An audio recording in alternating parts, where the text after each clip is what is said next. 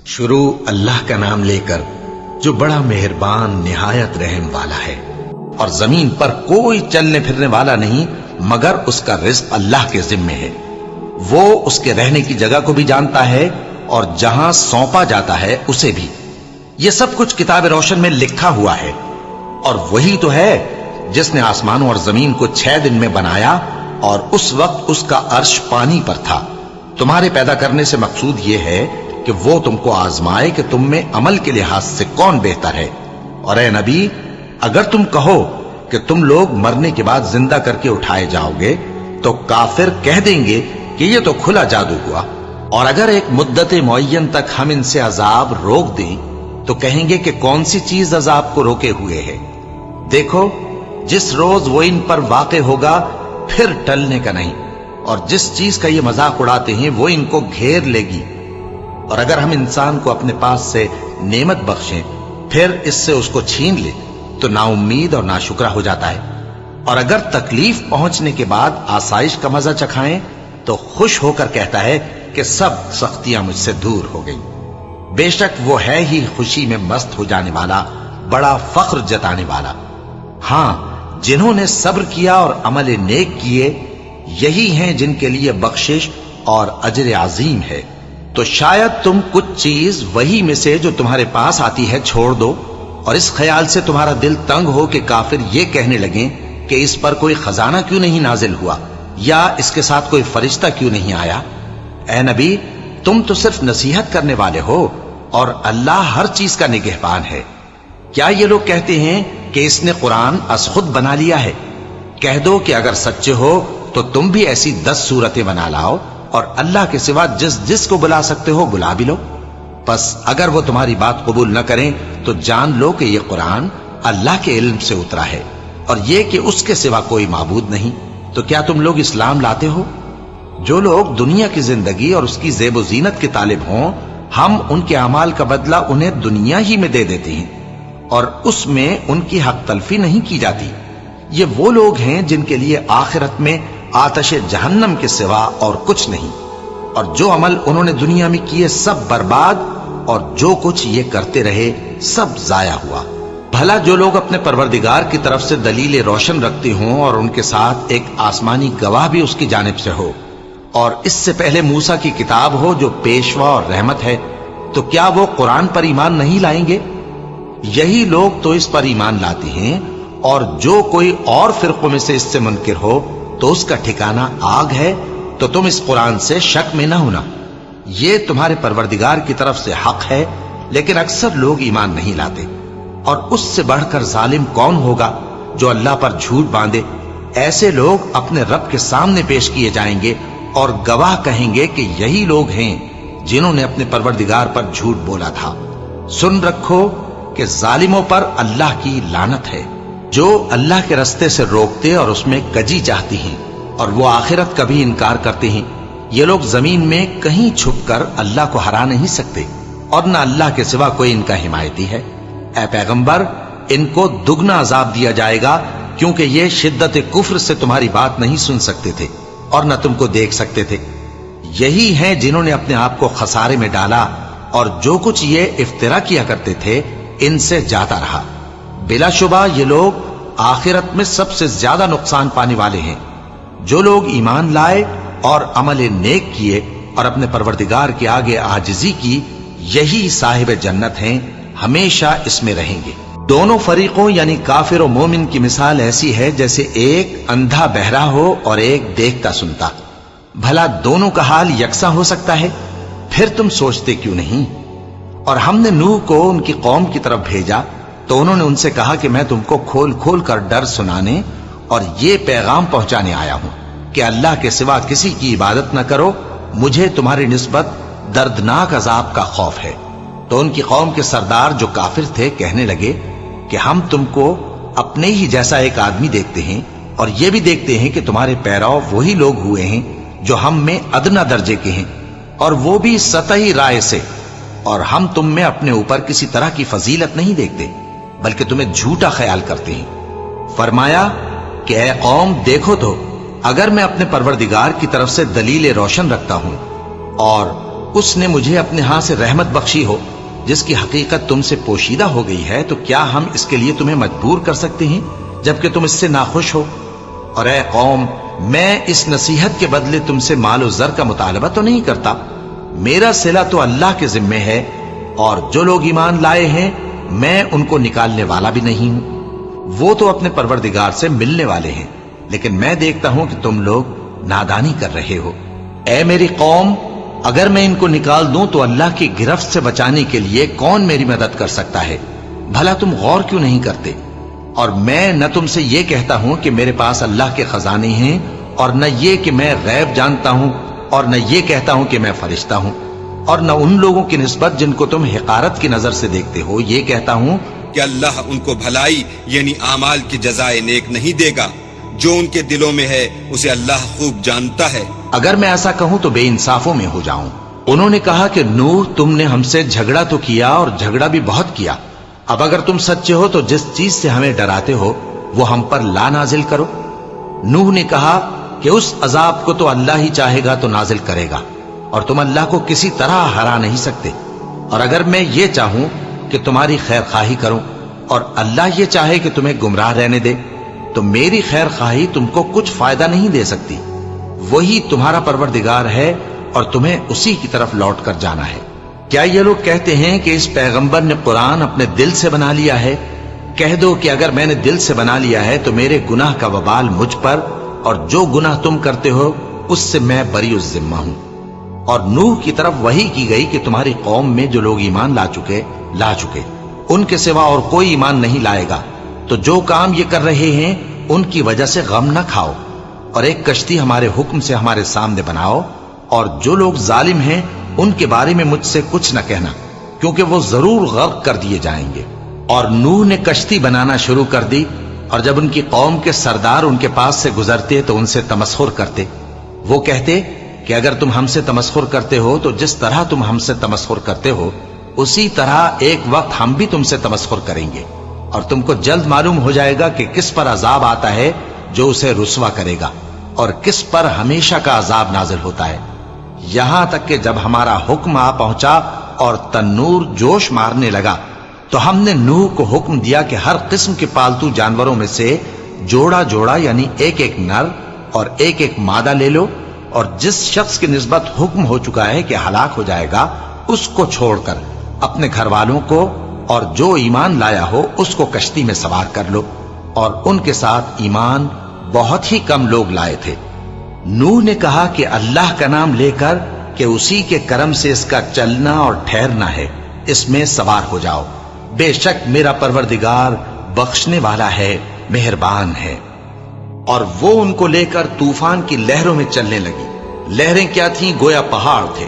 اس وقت نوح نے اپنے بیٹے کو جو کشتی سے الگ تھا پکارا کہ بیٹا ہمارے ساتھ سوار ہو جا اور کافروں میں شامل نہ ہو۔ اس نے کہا کہ میں ابھی پہاڑ سے جا لگوں گا، وہ مجھے پانی سے بچا لے گا۔ فرمایا کہ آج اللہ کے عذاب سے کوئی بچانے والا نہیں اور نہ کوئی بچ سکتا ہے مگر وہی جس پر اللہ رحم کرے۔ اتنے میں دونوں کے درمیان لہر حائل ہو گئی اور وہ ڈوب کر رہ گیا، اور حکم دیا گیا کہ اے زمین اپنا پانی نگل جا، اور اے آسمان تھم جا، اور پانی خشک ہو گیا اور کام تمام کر دیا گیا، اور کشتی کوہ جودی پر جا ٹھہری، اور کہہ دیا گیا کہ بے انصاف لوگوں پر لعنت۔ اور نوح نے اپنے پروردگار کو پکارا اور کہا کہ پروردگار، میرا بیٹا بھی میرے گھر والوں میں ہے، تو اس کو بھی نجات دے، تیرا وعدہ سچا ہے اور تو بہترین حاکم ہے۔ اللہ نے فرمایا کہ اے نوح، وہ تیرے گھر والوں میں نہیں ہے، وہ تو سراسر بدعمل ہے، تو جس چیز کی تم کو حقیقت معلوم نہیں اس کے بارے میں مجھ سے درخواست ہی نہ کرو، اور میں تم کو نصیحت کرتا ہوں کہ نادان نہ بنو۔ نوح نے کہا پروردگار، میں تجھ سے پناہ مانگتا ہوں کہ ایسی چیز کی تجھ سے درخواست کروں جس کی حقیقت مجھے معلوم نہیں، اور اگر تو مجھے نہیں بخشے گا اور مجھ پر رحم نہیں فرمائے گا تو میں تباہ ہو جاؤں گا۔ حکم ہوا کہ نوح ہماری طرف سے سلامتی اور برکتوں کے ساتھ جو تم پر اور تمہارے ساتھ کی جماعتوں پر نازل کی گئی ہیں اتر آؤ، اور کچھ اور جماعتیں ہوں گی جن کو ہم دنیا کے فوائد سے بہرہ مند کریں گے، پھر ان کو ہماری طرف سے عذاب علیم پہنچے گا۔ یہ حالات غیب کی خبروں میں سے ہیں جو ہم تمہاری طرف بھیجتے ہیں، اور اس سے پہلے نہ تم ہی ان کو جانتے تھے اور نہ تمہاری قوم ہی ان سے واقف تھی، تو صبر کرو کہ انجام پرہیزگاروں ہی کا بھلا ہے۔ اور ہم نے قوم عاد کی طرف ان کے بھائی ہود کو بھیجا۔ انہوں نے کہا، اے میری قوم، اللہ ہی کی عبادت کرو، اس کے سوا تمہارا کوئی معبود نہیں۔ تم شرک کر کے اللہ پر محض بہتان باندھتے ہو۔ میری قوم، میں اس واعظ و نصیحت کا تم سے کچھ صلہ نہیں مانگتا، میرا صلہ تو اس کے ذمے ہے جس نے مجھے پیدا کیا، بھلا تم سمجھتے کیوں نہیں؟ اور اے قوم، اپنے پروردگار سے بخشش مانگو، پھر اس کے آگے توبہ کرو، وہ تم پر آسمان سے موسلا دھار بارش برسائے گا اور تمہاری طاقت پر طاقت بڑھائے گا، اور دیکھو گناہگار بن کر روگردانی نہ کرو۔ وہ بولے، ہود، تم ہمارے پاس کوئی دلیل ظاہر نہیں لائے، اور ہم صرف تمہارے کہنے سے نہ اپنے معبودوں کو چھوڑنے والے ہیں اور نہ تم پر ایمان لانے والے ہیں۔ ہم تو یہ سمجھتے ہیں کہ ہمارے کسی معبود نے تمہیں تکلیف پہنچا کر دیوانہ کر دیا ہے۔ انہوں نے کہا کہ میں اللہ کو گواہ کرتا ہوں اور تم بھی گواہ رہو کہ جن کو تم اللہ کا شریک بناتے ہو میں ان سے بیزار ہوں، یعنی جن کی اللہ کے سوا عبادت کرتے ہو، تو تم سب مل کر میرے بارے میں جو تدبیر کرنی چاہو کر لو اور مجھے مہلت نہ دو۔ میں اللہ پر، جو میرا اور تمہارا سب کا پروردگار ہے، بھروسہ رکھتا ہوں۔ زمین پر جو چلنے پھرنے والا ہے وہ اللہ کے قبضہ قدرت میں ہے، بے شک میرا پروردگار سیدھے رستے پر ہے۔ اب اگر تم روگردانی کرو گے تو جو پیغام میرے ذریعے تمہاری طرف بھیجا گیا ہے وہ میں نے تمہیں پہنچا دیا ہے، اور میرا پروردگار تمہاری جگہ اور لوگوں کو لا بسائے گا، اور تم اللہ کا کچھ بھی نہیں بگاڑ سکو گے۔ میرا پروردگار تو ہر چیز پر نگہبان ہے۔ اور جب ہمارا حکم عذاب آ پہنچا تو ہم نے ہود کو اور جو لوگ ان کے ساتھ ایمان لائے تھے ان کو اپنی مہربانی سے بچا لیا اور انہیں عذاب شدید سے نجات دی۔ یہ وہی قوم عاد ہے جس نے اللہ کی نشانیوں سے انکار کیا اور اس کے پیغمبروں کی نافرمانی کی اور ہر سرکش و متکبر کا کہا مانا، اور اس دنیا میں بھی لعنت ان کے پیچھے لگی رہی اور قیامت کے دن بھی لگی رہے گی۔ دیکھو، قوم عاد نے اپنے پروردگار سے کفر کیا، اور سن رکھو، قوم عاد پر پھٹکار ہے جو ہود کی قوم تھی۔ اور قوم سمود کی طرف ان کے بھائی صالح کو بھیجا تو انہوں نے کہا، اے قوم، اللہ ہی کی عبادت کرو، اس کے سوا تمہارا کوئی معبود نہیں۔ اسی نے تم کو زمین سے پیدا کیا اور اس میں آباد کیا، تو اس سے مغفرت مانگو اور اس کے آگے توبہ کرو، بے شک میرا پروردگار نزدیک بھی ہے اور دعا کا قبول کرنے والا بھی ہے۔ انہوں نے کہا کہ صالح، اس سے پہلے ہم تم سے کئی طرح کی امیدیں رکھتے تھے، اب وہ منقطع ہو گئی۔ کیا تم ہم کو ان چیزوں سے منع کرتے ہو جن کو ہمارے بزرگ پوجتے آئے ہیں؟ اور جس بات کی طرف تم ہمیں بلاتے ہو اس کی طرف سے ہم بڑے بھاری شک میں ہیں۔ صالح نے کہا، اے میری قوم، بھلا دیکھو تو، اگر میں اپنے پروردگار کی طرف سے کھلی دلیل پر ہوں اور اس نے مجھے اپنے ہاتھ سے نبوت کی نعمت بخشی ہو، تو اگر میں اللہ کی نافرمانی کروں تو اس کے سامنے میری کون مدد کرے گا؟ تم تو کفر کی باتوں سے میرا نقصان ہی کرتے ہو۔ اور یہ بھی کہا کہ اے قوم، یہ اللہ کی اونٹنی تمہارے لیے ایک نشانی یعنی معجزہ ہے، تو اس کو چھوڑ دو کہ اللہ کی زمین میں جہاں چاہے چرتی پھرے، اور اس کو کسی طرح کی تکلیف نہ دینا، ورنہ تمہیں جلد عذاب آ پکڑے گا۔ مگر انہوں نے اس کو کاٹ ڈالا تو صالح نے کہا کہ اپنے گھروں میں 3 دن اور فائدے اٹھا لو، یہ وعدہ ہے کہ جھوٹا نہ ہوگا۔ پس جب ہمارا حکم آ گیا تو ہم نے صالح کو اور جو لوگ ان کے ساتھ ایمان لائے تھے ان کو اپنی مہربانی سے بچا لیا اور اس دن کی رسوائی سے محفوظ رکھا۔ بے شک تمہارا پروردگار طاقتور ہے، زبردست ہے۔ اور جن لوگوں نے ظلم کیا تھا ان کو چنگھاڑ کی صورت میں عذاب نے آ پکڑا تو وہ اپنے گھروں میں اوندھے پڑے رہ گئے، گویا کبھی ان میں بسے ہی نہ تھے۔ سن رکھو کہ قوم سمود نے اپنے پروردگار سے کفر کیا، اور سن رکھو قوم سمود پر پھٹکار ہے۔ اور ہمارے فرشتے ابراہیم کے پاس بشارت لے کر آئے تو سلام کہا، انہوں نے بھی جواب میں سلام کہا۔ ابھی کچھ وقفہ نہیں ہوا تھا کہ ابراہیم ایک بھنا ہوا بچڑا لے آئے۔ پھر جب دیکھا کہ ان کے ہاتھ کھانے کی طرف نہیں بڑھتے، یعنی وہ کھانا نہیں کھاتے، تو ان کو اجنبی سمجھ کر دل میں خوف کیا۔ فرشتوں نے کہا کہ خوف نہ کیجیے، ہم قوم لوط کی طرف ان کے ہلاک کرنے کو بھیجے گئے ہیں۔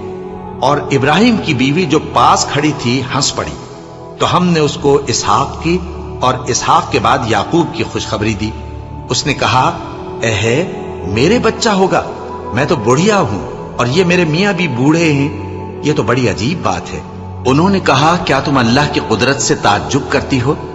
اے اہل بیت، تم پر اللہ کی رحمت اور اس کی برکتیں ہیں، وہ لائق تعریف ہے، بڑا ہے۔ پھر جب ابراہیم سے خوف جاتا رہا اور ان کو خوشخبری بھی مل گئی تو قوم لوط کے بارے میں لگے ہم سے بحث کرنے۔ بے شک ابراہیم بڑے تحمل والے، نرم دل اور رجوع کرنے والے تھے۔ اے ابراہیم، اس بات کو جانے دو، تمہارے پروردگار کا حکم آ پہنچا ہے اور ان لوگوں پر عذاب آنے والا ہے جو کبھی نہیں ٹلنے کا۔ اور جب ہمارے فرشتے لوط کے پاس آئے تو وہ ان کے آنے سے غمناک اور تنگ دل ہوئے اور کہنے لگے کہ آج کا دن بڑی مشکل کا دن ہے۔ اور لوط کی قوم کے لوگ ان کے پاس بے تحاشا دوڑتے ہوئے آئے اور یہ لوگ پہلے ہی سے انتہائی بیہودہ حرکتیں کیا کرتے تھے۔ لوط نے کہا کہ اے بھائیو، یہ جو میری قوم کی لڑکیاں ہیں یہ تمہارے لیے جائز اور پاک ہیں، تو اللہ سے ڈرو اور میرے مہمانوں کے بارے میں مجھے بے آبرو نہ کرو۔ کیا تم میں کوئی بھی شائستہ آدمی نہیں؟ وہ بولے تم کو معلوم ہے کہ تمہاری ان بیٹیوں کی ہمیں کچھ حاجت نہیں، اور جو ہماری غرض ہے اسے تم خوب جانتے ہو۔ لوط نے کہا اے کاش مجھ میں تمہارے مقابلے کی طاقت ہوتی یا میں کسی مضبوط قلعے میں پناہ لے لیتا۔ فرشتوں نے کہا اے لوط، ہم تمہارے پروردگار کے فرشتے ہیں، یہ لوگ ہرگز تم تک نہیں پہنچ سکیں گے، تو کچھ رات رہے سے اپنے گھر والوں کو لے کر چل دو، اور تم میں سے کوئی شخص پیچھے مڑ کر نہ دیکھے مگر تمہاری بیوی کے جو آفت ان پر پڑنے والی ہے وہی اس پر بھی پڑے گی۔ ان کے عذاب کے وعدے کا وقت صبح ہے، اور کیا صبح کچھ دور ہے؟ پھر جب ہمارا حکم آیا ہم نے اس بستی کو الٹ کر نیچے اوپر کر دیا اور ان پر پتھر کی تہ بتہ کنکریاں برسائیں جن پر تمہارے پروردگار کے ہاں سے نشان کیے ہوئے تھے، اور وہ بستی ان ظالموں سے کچھ دور نہیں۔ اور مدین کی طرف ان کے بھائی شعیب کو بھیجا تو انہوں نے کہا کہ اے قوم، اللہ ہی کی عبادت کرو کہ اس کے سوا تمہارا کوئی معبود نہیں، اور ناپ اور تول میں کمی نہ کیا کرو، میں تو تم کو آسودہ حال دیکھتا ہوں، اور اگر تم ایمان نہ لاؤ گے تو مجھے تمہارے بارے میں ایک ایسے دن کے عذاب کا خوف ہے جو تم کو گھیر کر رہے گا۔ اور اے میری قوم، ناپ اور تول انصاف کے ساتھ پوری کیا کرو، اور لوگوں کو ان کی چیزیں کم نہ دیا کرو، اور زمین میں خرابی کرتے نہ پھرو۔ اگر تم کو میرے کہنے کا یقین ہو تو اللہ کا دیا ہوا نفع ہی تمہارے لیے بہتر ہے، اور میں تمہارا نگہبان نہیں ہوں۔ انہوں نے کہا اے شعیب، کیا تمہاری نماز تمہیں یہ سکھاتی ہے کہ جن کو ہمارے باپ دادا پوجتے آئے ہیں ہم ان کو ترک کر دیں، یا اپنے مال میں تصرف کرنا چاہیں تو نہ کریں؟ تم تو بڑے نرم دل اور بڑے سیدھے ہو۔ انہوں نے کہا کہ اے قوم، دیکھو تو اگر میں اپنے پروردگار کی طرف سے دلیل روشن پر ہوں اور اس نے اپنے ہاں سے مجھے نیک روزی دی ہو تو کیا میں اپنا فرض ادا نہ کروں؟ اور میں نہیں چاہتا کہ جس بات سے میں تمہیں منع کروں خود اس کو کرنے لگوں۔ میں تو جہاں تک مجھ سے ہو سکے تمہارے معاملات کی اصلاح چاہتا ہوں، اور اس بارے میں مجھے توفیق کا ملنا اللہ ہی کے فضل سے ہے۔ میں اسی پر بھروسہ رکھتا ہوں اور اسی کی طرف رجوع کرتا ہوں۔ اور اے قوم، میری مخالفت تم سے کوئی ایسا کام نہ کرا دے کہ جیسی مصیبت نوح کی قوم یا ہود کی قوم یا صالح کی قوم پر واقع ہوئی تھی ویسی ہی مصیبت تم پر واقع ہو۔ اور لوط کی قوم کا زمانہ تو تم سے کچھ دور نہیں، اور اپنے پروردگار سے بخشش مانگو اور اس کے آگے توبہ کرو، بے شک میرا پروردگار بڑا مہربان ہے، بہت محبت کرنے والا ہے۔ انہوں نے کہا کہ شعیب، تمہاری بہت سی باتیں ہماری سمجھ میں نہیں آتی، اور ہم دیکھتے ہیں کہ تم ہم میں کمزور بھی ہو، اور اگر تمہارے بھائی بند نہ ہوتے تو ہم تم کو سنسار کر دیتے، اور تم ہم پر کسی طرح بھی غالب نہیں ہو۔ انہوں نے کہا کہ اے قوم، کیا میرے بھائی بندوں کا دباؤ تم پر اللہ سے زیادہ ہے، اور اس کو تم نے پیٹھ پیچھے ڈال رکھا ہے؟ میرا پروردگار تو تمہارے سب اعمال کا احاطہ کیے ہوئے ہے۔ اور اے قوم، تم اپنی جگہ کام کیے جاؤ، میں اپنی جگہ کام کیے جاتا ہوں، تم کو ان قریب معلوم ہو جائے گا کہ رسوا کرنے والا عذاب کس پر آتا ہے اور جھوٹا کون ہے۔ اور تم بھی انتظار کرو، میں بھی تمہارے ساتھ انتظار کرتا ہوں۔ اور جب ہمارا حکم آ پہنچا تو ہم نے شعیب کو اور جو لوگ ان کے ساتھ ایمان لائے تھے ان کو تو اپنی رحمت سے بچا لیا، اور جو ظالم تھے ان کو چنگھاڑ نے آ دبوچا، تو وہ اپنے گھروں میں اوندھے پڑے رہ گئے، گویا ان میں کبھی بسے ہی نہ تھے۔ سن رکھو کہ مدین پر ویسی ہی پھٹکار ہے جیسی سمود پر پھٹکار تھی، اور ہم نے موسیٰ کو اپنی نشانیاں اور دلیل روشن دے کر بھیجا فرعون اور اس کے سرداروں کی طرف، تو وہ فرعون ہی کے حکم پر چلتے رہے، حالانکہ فرعون کا حکم درست نہیں تھا۔ وہ قیامت کے دن اپنی قوم کے آگے آگے چلے گا، پھر ان کو دوزخ میں جا اتارے گا، اور جس مقام پر وہ اتارے جائیں گے وہ برا ہے۔ اور اس جہان میں بھی لعنت ان کے پیچھے لگا دی گئی، اور قیامت کے دن بھی پیچھے لگی رہے گی۔ جو انعام ان کو ملا ہے برا ہے۔ یہ پرانی بستیوں کے تھوڑے سے حالات ہیں جو ہم تم سے بیان کرتے ہیں، ان میں سے بعض تو باقی ہیں اور بعض تہس نہس ہو گئی۔ اور ہم نے ان لوگوں پر ظلم نہیں کیا بلکہ انہوں نے خود اپنے اوپر ظلم کیا۔ غرض جب تمہارے پروردگار کا حکم آ پہنچا تو جن معبودوں کو وہ اللہ کے سوا پکارا کرتے تھے وہ ان کے کچھ بھی کام نہ آئے، اور بربادی کے سوا انہیں اور کچھ نہ دے سکے۔ اور تمہارا پروردگار جب نافرمان بستیوں کو پکڑا کرتا ہے تو اس کی پکڑ اسی طرح کی ہوتی ہے، بے شک اس کی پکڑ دکھ دینے والی سخت ہے۔ ان قصوں میں اس شخص کے لیے جو عذاب آخرت سے ڈرے عبرت ہے۔ یہ وہ دن ہوگا جس میں سب اکٹھے کیے جائیں گے، اور یہی وہ دن ہوگا جس میں سب اللہ کے روبرو حاضر کیے جائیں گے، اور ہم اس کے لانے میں ایک وقت معین تک تاخیر کر رہے ہیں۔ جس روز وہ آ جائے گا تو کوئی شخص اللہ کے حکم کے بغیر بول بھی نہیں سکے گا۔ پھر ان میں سے کچھ بدبخت ہوں گے اور کچھ نیک بخت، تو جو بدبخت ہوں گے وہ دوزخ میں ڈال دیے جائیں گے، اس میں ان کو چلانا اور دھاڑنا ہوگا۔ جب تک آسمان و زمین ہیں وہ اسی میں رہیں گے مگر جتنا تمہارا پروردگار چاہے، بے شک تمہارا پروردگار جو چاہتا ہے کر دیتا ہے۔ اور جو نیک بخت ہوں گے وہ بہشت میں داخل کیے جائیں گے، اور جب تک آسمان اور زمین ہیں ہمیشہ اسی میں رہیں گے مگر جتنا تمہارا پروردگار چاہے۔ یہ اللہ کی بخشش ہے جو کبھی منقطع نہیں ہوگی۔ تو یہ لوگ جو غیر اللہ کی پرستش کرتے ہیں اس سے تم شک میں نہ پڑنا، یہ اسی طرح پرستش کرتے ہیں جس طرح پہلے سے ان کے باپ دادا پرستش کرتے آئے ہیں، اور ہم ان کو ان کا حصہ پورا پورا بغیر کچھ کم کیے دینے والے ہیں۔ اور ہم نے موسیٰ کو کتاب دی تو اس میں اختلاف کیا گیا، اور اگر تمہارے پروردگار کی طرف سے ایک بات پہلے نہ ہو چکی ہوتی تو ان میں فیصلہ کر دیا جاتا، اور وہ تو اس کی طرف سے بڑے بھاری شک میں پڑے ہوئے ہیں۔ اور تمہارا پروردگار ان سب کو قیامت کے دن ان کے اعمال کا پورا پورا بدلہ دے گا، بے شک جو عمل یہ کرتے ہیں وہ اس سے واقف ہے۔ سو اے پیغمبر، جیسا تم کو حکم ہوتا ہے اس پر تم اور جو لوگ تمہارے ساتھ تائب ہوئے ہیں قائم رہو، اور حد سے تجاوز نہ کرنا، وہ تمہارے سب اعمال کو دیکھ رہا ہے۔ اور مسلمانوں، جو لوگ ظالم ہیں ان کی طرف مائل نہ ہونا، نہیں تو تمہیں بھی دوزخ کی آگ آ لپٹے گی، اور اللہ کے سوا تمہارے کوئی دوست نہیں ہوں گے، پھر تمہیں کوئی مدد بھی نہ ملے گی۔ اور دن کے دونوں سروں یعنی صبح اور شام کے اوقات میں اور رات کی چند ساعتوں میں نماز پڑھا کرو، کچھ شک نہیں کہ نیکیاں گناہوں کو دور کر دیتی ہیں۔ یہ ان کے لیے نصیحت ہے جو نصیحت قبول کرنے والے ہیں۔ اور صبر کیے رہو کہ اللہ نیکوکاروں کا اجر ضائع نہیں کرتا۔ تو جو امتیں تم سے پہلے گزر چکی ہیں ان میں ایسے ہوش مند کیوں نہ ہوئے جو ملک میں خرابی کرنے سے روکتے؟ ہاں، ایسے تھوڑے سے تھے جن کو ہم نے ان میں سے نجات بخشی، اور جو ظالم تھے وہ انہی باتوں کے پیچھے لگے رہے جن میں عیش و آرام تھا، اور وہ گناہوں میں ڈوبے ہوئے تھے۔ اور تمہارا پروردگار ایسا نہیں ہے کہ بستیوں کو جبکہ وہاں کے باشندے نیکوکار ہوں از راہ ظلم تباہ کر دے۔ اور اگر تمہارا پروردگار چاہتا تو تمام لوگوں کو ایک ہی جماعت کر دیتا، اور وہ برابر اختلاف کرتے رہیں گے، مگر جن پر تمہارا پروردگار رحم فرمائے، اور اسی لیے اس نے ان کو پیدا کیا ہے۔ اور تمہارے پروردگار کا قول پورا ہو گیا کہ میں دوزخ کو جنوں اور انسانوں سب سے بھر دوں گا۔ اور اے نبی اور پیغمبروں کے وہ سب حالات جو ہم تم سے بیان کرتے ہیں ان سے ہم تمہارے دل کو جمائے رکھتے ہیں، اور ان حالات میں تمہارے پاس حق پہنچ گیا اور یہ مومنوں کے لیے نصیحت اور عبرت ہے۔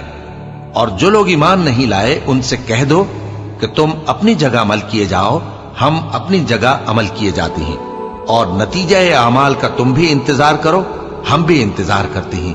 اور آسمانوں اور زمین کی چھپی چیزوں کا علم اللہ ہی کو ہے، اور تمام معاملات اسی کی طرف رجوع کیے جائیں گے، تو اسی کی عبادت کرو اور اسی پر بھروسہ رکھو۔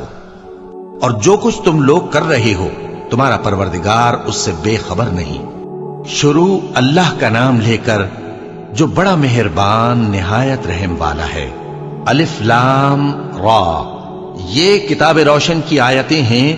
ہم نے اس قرآن کو عربی میں نازل کیا ہے تاکہ تم لوگ سمجھ سکو۔ اے پیغمبر، ہم اس قرآن کے ذریعے سے جو ہم نے تمہاری طرف بھیجا ہے تمہیں ایک نہایت اچھا قصہ سناتے ہیں، اور تم اس سے پہلے بے خبر تھے۔ جب یوسف نے اپنے والد سے کہا کہ ابا، میں نے خواب میں 11 ستاروں اور سورج اور چاند کو دیکھا ہے، دیکھتا کیا ہوں کہ وہ مجھے سجدہ کر رہے ہیں۔ انہوں نے کہا کہ بیٹا، اپنے خواب کا ذکر اپنے بھائیوں سے نہ کرنا، نہیں تو وہ تمہارے حق میں کوئی چال چلیں گے۔ کچھ شک نہیں کہ شیطان انسان کا کھلا دشمن ہے، اور اسی طرح اللہ تمہیں برگزیدہ و ممتاز کرے گا اور خواب کی باتوں کی تعبیر کا علم سکھائے گا۔ اور جس طرح اس نے اپنی نعمت پہلے تمہارے دادا پر دادا ابراہیم اور اسحاق پر پوری کی تھی، اسی طرح تم پر اور اولاد یعقوب پر پوری کرے گا۔ بے شک تمہارا پروردگار سب کچھ جاننے والا ہے، حکمت والا ہے۔ ہاں، یوسف اور ان کے بھائیوں کے قصے میں پوچھنے والوں کے لیے بہت سی نشانیاں ہیں۔ جب انہوں نے آپس میں تذکرہ کیا کہ یوسف اور اس کا بھائی ابا کو ہم سے زیادہ پیارے ہیں، حالانکہ ہم جماعت کی جماعت ہیں، کچھ شک نہیں کہ ابا کھلی غلطی پر ہیں۔ یوسف کو یا تو جان سے مار ڈالو یا کسی ملک میں پھینک آؤ، پھر ابا کی توجہ صرف تمہاری طرف ہو جائے گی، اور اس کے بعد تم نیک لوگوں میں ہو جاؤ گے۔ ان میں سے ایک کہنے والے نے کہا کہ یوسف کو جان سے نہ مارو، کسی اندھے کنویں میں ڈال دو کہ کوئی راہگیر اسے نکال کر کسی دوسرے ملک میں لے جائے گا۔ اگر تم کو کرنا ہی ہے تو یوں کرو۔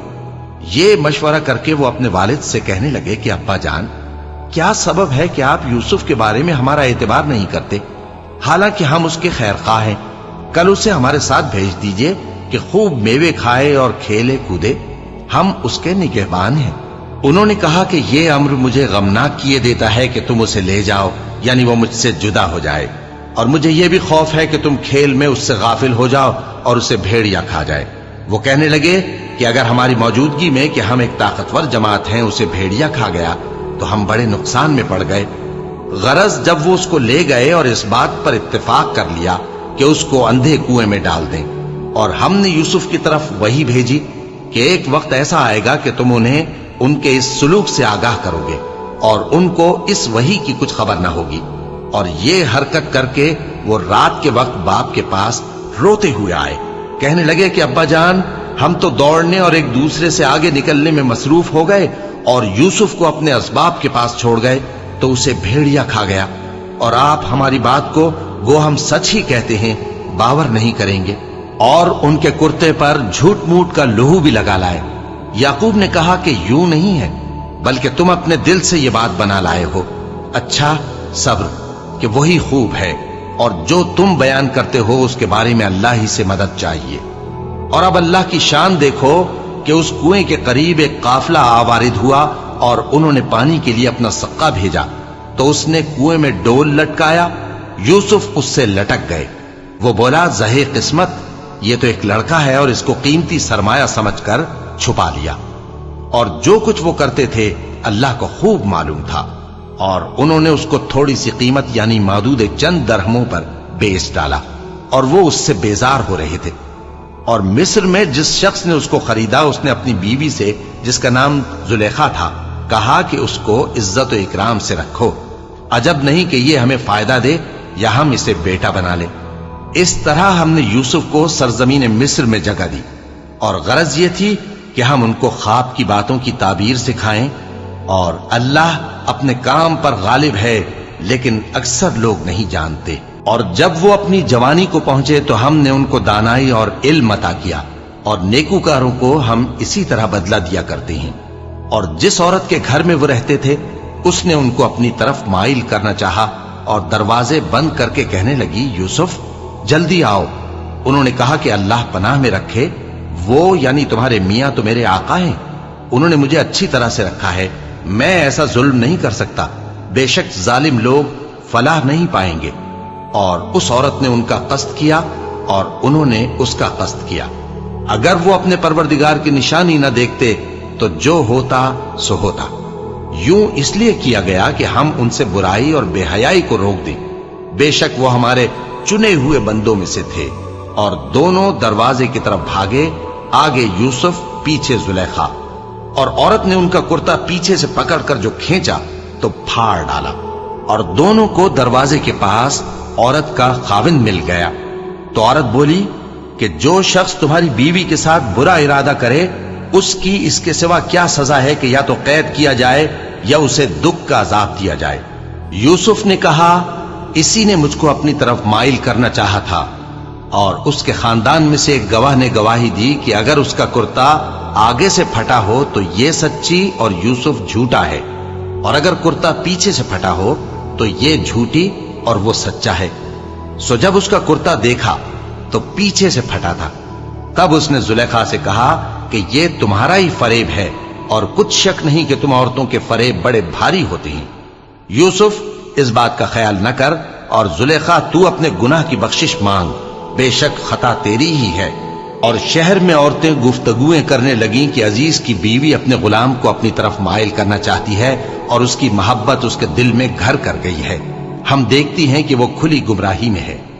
پھر جب زلیخا نے ان عورتوں کی گفتگو جو حقیقت میں دیدار یوسف کے لیے ایک چال تھی سنی، تو ان کے پاس دعوت کا پیغام بھیجا اور ان کے لیے ایک محفل مرتب کی، اور پھل تراشنے کے لیے ہر ایک کو ایک ایک چھری دی، اور یوسف سے کہا کہ ان کے سامنے آؤ۔